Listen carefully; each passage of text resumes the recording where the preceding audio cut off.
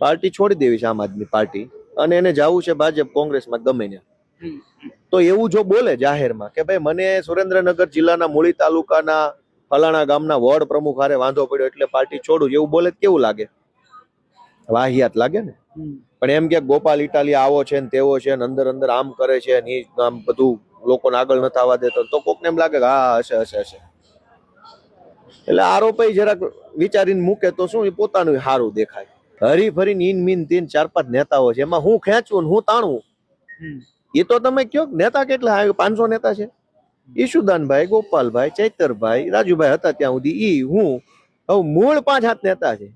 એમાં હું ખેંચવું ને હું તાણવું, મને એનું લોજિક નથી સમજાતું.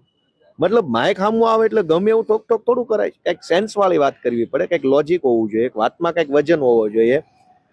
તમારી જેવો ભણેલ ગણેલ પત્રકાર સામો ઉભો 4 હામા સવાલ પૂછી લે તો શું બોલવું? ખેંચતાણ છે આંતરિક, પણ આંતરિક ખેંચવા તાણવા માટે માણસો તો જોશે ને. એટલા તો છે નહીં અહીંયા. અને શેની ખેંચતાણ? હાલો ખેંચવું છે તાણવું છે હું? ખુરશી છે નહીં, સત્તા છે નહીં, ટેન્ડર છે નહીં, તો હું ખેંચવાનું હું તાણવાનું? શેની ખેંચતાણ છે? ખેંચવા તાણવા માટેની વસ્તુ હું માણા હું? કઈ વાતમાં છે કઈ?